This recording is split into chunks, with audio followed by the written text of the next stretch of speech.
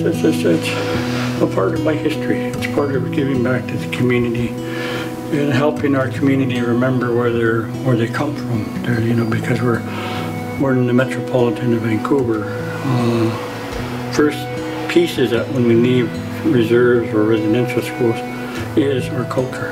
Our culture stays. We leave it behind. And the old people used to say, we can't forget. We will never forget. The vision came from Kelvin Bee, who's a elder, who's a member here of the church. It came from coffee, he and Father Matthew. So they had coffee and talked about this, and then they brought it to me, and I said, okay, let's do it. The feast did not start as, you know, two institutions talking to each other.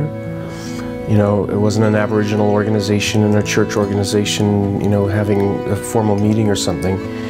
It began with a friendship between a residential school survivor and a priest.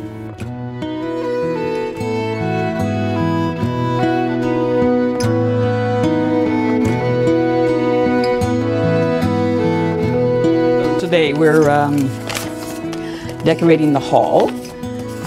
So we're so fortunate to have Nicole and her team of volunteers from the Cultural Sharing Program at the Carnegie Community Center, which is just a couple of blocks away. Nicole is Haida, and many of the people are from various nations. So they're setting up the hall.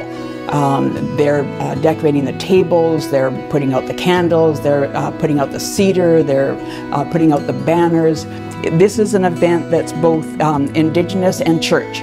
So she's putting out the church banners as well as all the drums and blankets that have been made by the Cultural Sharing Group. They're being hung on the walls as we speak. I've been part of from the beginning, so I have been coming to St. James Church for 38 years, so I'm all lifer at St. James, and so the elder spoke to us saying he'd like to honor our residential survivors, and that's how it germinated, that the community got together to support his wish that we have a celebration, not a grieving kind of ceremony, but an actual celebration of the two worlds getting together.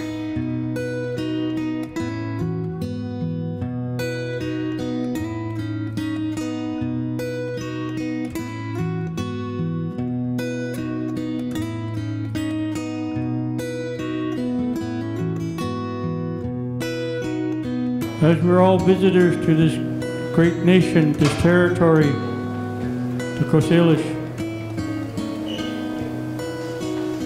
it's my privilege to welcome you here today, especially those of you who have served time, I call it time, in residential schools.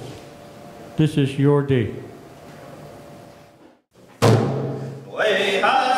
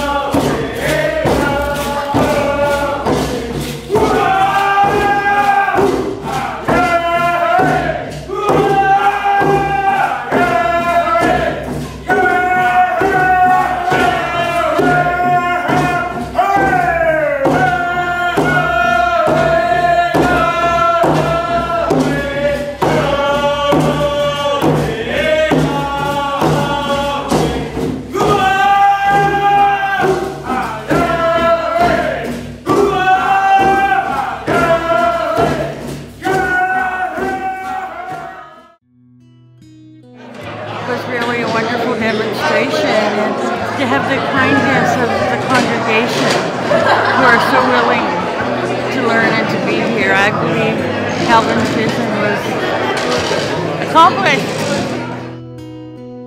Wonderfully, wonderfully. I think it was a great thing for the church and a great thing for the community. And we're looking for a new way forward together, right? Softer, gentler, more caring, and I think we can do that.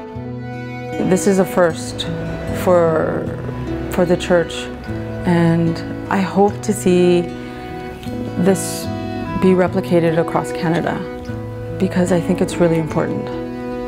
And I'm excited to see what the future holds.